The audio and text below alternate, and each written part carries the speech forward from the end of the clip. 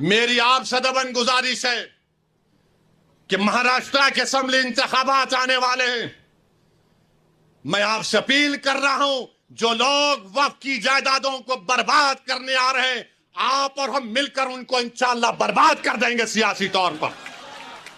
میری آپ سے اپیل ہے کہ میں یقیناً کہہ رہا ہوں کہ اس مہاراشٹر کی ویدھان سبھا میں آپ کو امتیاز جلیل کو اور مجلس کے نمائندوں کو بھیجانا ضروری ہے. تمہاری آواز ہو.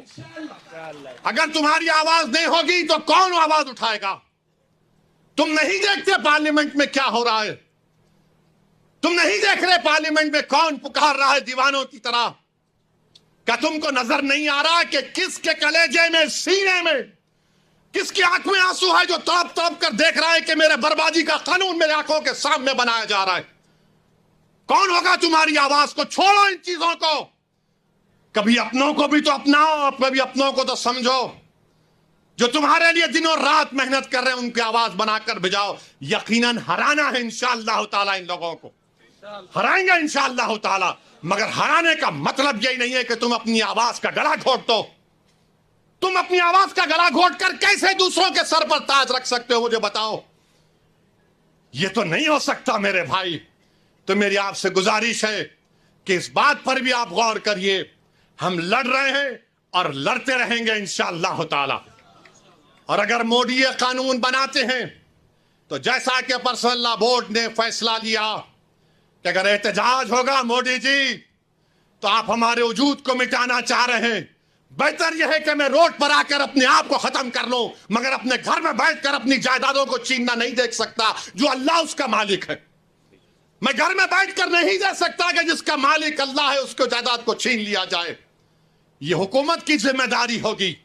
آپ کو اگر قانون بنانا ہے تو روزگار دو، قانون بنانا ہے تو مہیلاؤں کو بچاؤ. ارے کیسا ہمارا ملک ہو چکا ہے کہ اجین میں بیچ سڑک پر، فٹ پاتھ پر ایک ظالم شیطان ایک خاتون کی عصمت ریزی کر رہا. یہ کیسا ہمارا دیش ہو گیا ہے؟ یہ گاندھی کا ملک، یہ آزاد کا ملک، امبیڈکر کا ملک، کہ وہ اس کا ویڈیو نکال رہا ہے عصمت ریزی کا. یہ کیسا ہمارا وطن ہو گیا ہے جب ہم نے انگریزوں سے کھندے سے کھندا ملا کر جلیانوالہ باغ میں اپنی جانوں کو دے دیا. ہم نے کالا پانی کی سزائیں ہمارے ہندو بھائیوں کے ساتھ کاٹی.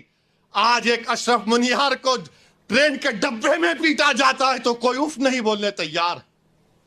بچانا تو چھوڑو، کوئی اف بولنے کے لیے تیار نہیں ہے.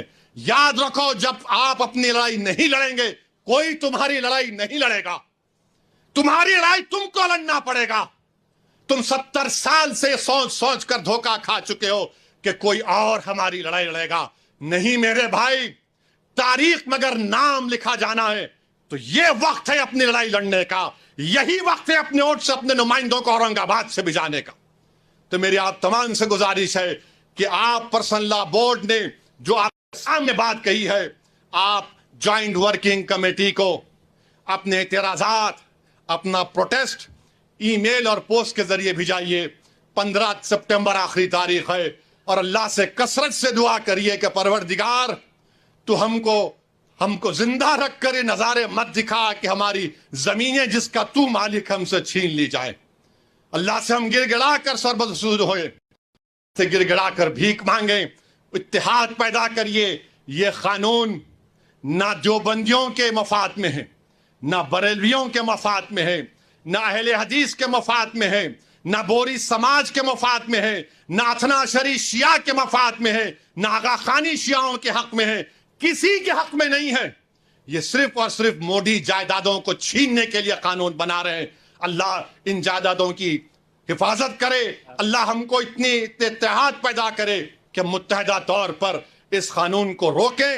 اور اللہ سبحانہ و تعالی ان ایسے حکومتوں کو، ایسے پارٹیوں کو اللہ سیاسی طور پر انتخابات میں ان کو شکست دے، بدترین شکست دے. وآخر دعوانا الحمدللہ رب